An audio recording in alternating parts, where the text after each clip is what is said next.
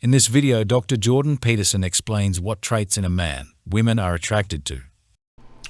Women have a tendency to prefer bad men higher in dark triad traits. How come the Bible describes a mode of being as associated with nice guy traits which contradict that? Okay, well, I take issue with both elements of that, actually. I don't believe that women do have a tendency to prefer bad men higher in dark triad traits.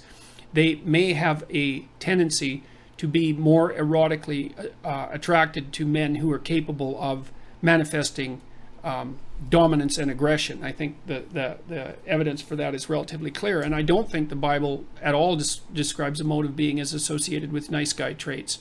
I don't know, that may be how it's classically taught, for example, because Christ is often presented, especially in more simple-minded variants, and I'm not being pejorative about that precisely, as the ultimate in nice guys, but I don't think that that's true at all. That's a reasonable characterization at all if you read the gospel accounts, because he was someone who was certainly capable of saying very, very harsh things to people, and was also identified very strongly as a figure who was capable of using judgment and distinguishing between what was positive and what was negative, and that capacity for judgment is something quite different than the mere nice guy compassion that would be associated with high levels of trait agreeableness. So I think that the idea that the ideal that's put forward in the biblical writings is something like be harmless, I think that's a real misreading of the text, and I also think that it's wrong, because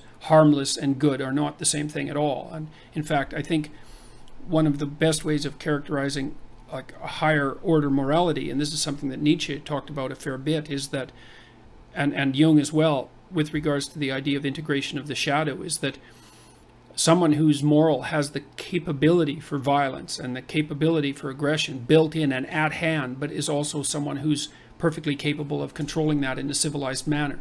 And I think that, I'm speaking off the cuff here, obviously, but I think that the attraction that some women have for the sort of men who are more likely to misbehave, to act in a delinquent manner and so forth, is partly their desire to be associated with men who have the capacity for aggression. Now, the best of all possible worlds is when that capacity for aggression is civilized and held under control. But so I would say that one of the things that men should do as they mature is transform themselves into monsters, but also become civilized at the same time. And that's exactly what you see in stories like Beauty and the Beast, where the ideal man starts out as a beast and ends up civilized. He doesn't start out as a milksop, wimp sort of character who poses no threat to anyone and then becomes the hero. That isn't how it works, although there are stories of that kind of development. So